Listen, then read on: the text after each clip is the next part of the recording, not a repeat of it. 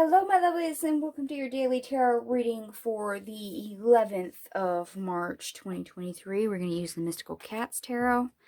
Let's see what energy you're working with.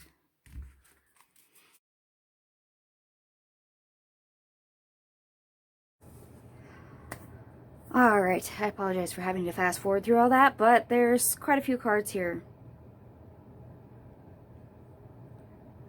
There's 20 cards on the table, and I will say we have literally every king on the table. We also have the Nine of Sky, the Nine of Sea, and the Nine of Fire. So we have 999 as far as synchronicities. And if I remember right, there's one more. The 10 of Fire, the 10 of Sky, and the 10 of Earth. So you have 10, 10, 10. Alright.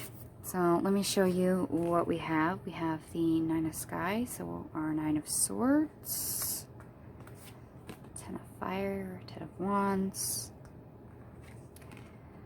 2 of Earth. This is our King of Pentacles in the reverse, the 5 of Wands in the reverse, the Ace of Sea, so the Ace of Cups. This is our King of Wands, 9 of Wands in the reverse, 10 of Pentacles in the reverse, the 9 of Cups, 3 of Cups, the 10 of Swords, the Knight of Swords, the 8 of Pentacles, 4 of Cups reversed, the 3 of Swords, the King of Swords, followed by the King of Cups, 6 of Swords, and last but not least, we have the 4 of Swords in the reverse. Okay. Well, for those of you that have been on the go and busy, you might be a little overworked and overstressed. You might have been taking on quite a lot, and juggling all those things is getting to be too big of a burden. It's stressing you out. Things are gonna start falling through. So it's gonna start having an effect on not only your mind, your thought process, your internal world, but now it's gonna start having an effect on your outer world as well. So we have this lovely opportunity coming in to assess where we are and emotionally, and where we would like to take action outwardly to reduce our stress, to reduce our burden, to lessen that outward effect. So before things get out of hand, we're given the opportunity to lighten the load, as it were, to ask ourselves what it is we truly want, what are we in support of, and what do we need to actually finally cut ties to let go of. That way we can refine what we would like to keep, to go forward with, rather than causing ourselves harm, causing ourselves pain. So, questions to ask yourself is, okay, what is a high priority? What is something that is practical? What is something that is logical for me to keep going with?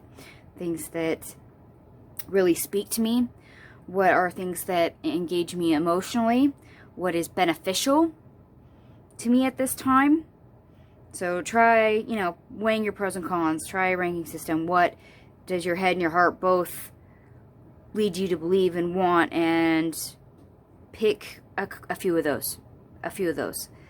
Don't take everything. Don't say yes to everything right at this time, especially going forward, because your future plans, if you're this overloaded, it's crash and burn, baby. I'm sorry, it is. Keeping all that going is going to wipe you out, and it's not just going to be mentally, it's going to be physically as well. So there is this moment of warning before burnout, before crashing, before being overloaded, before you hit a breaking point. So they're wanting you to transition to where you are a little bit more rested, more secure, more balance, having your foundation, your footing underneath you.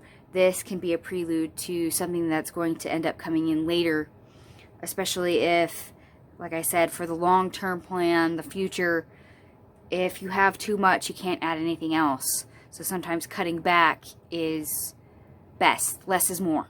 Less is more. Don't overload yourself.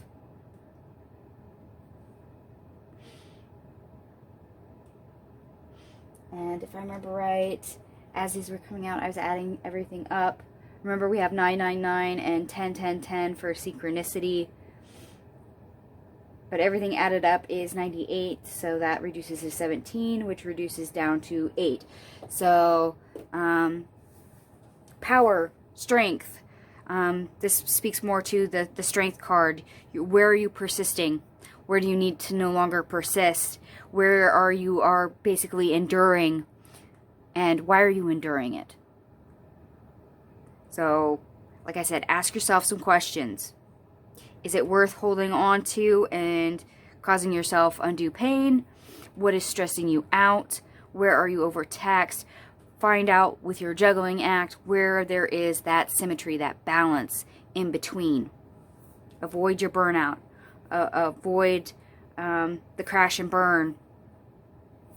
Make sure that you free up enough that your inner and outer world are not butting heads, not in conflict.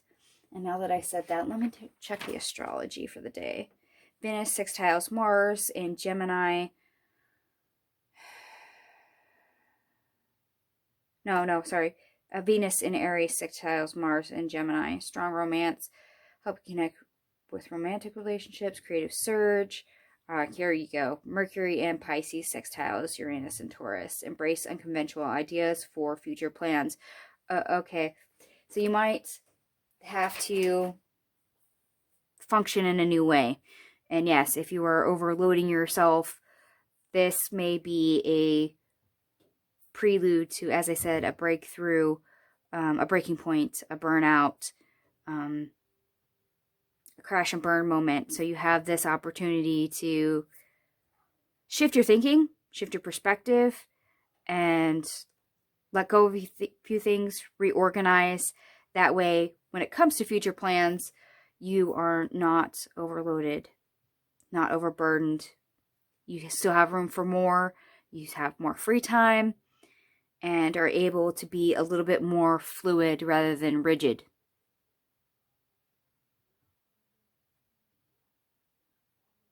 Yes, room for improvement. Okay. All right, my lovelies, I hope some of this resonated for you. If it does, feel free to like, share, and subscribe. Thank you so much for watching, and I will catch you guys tomorrow. Bye.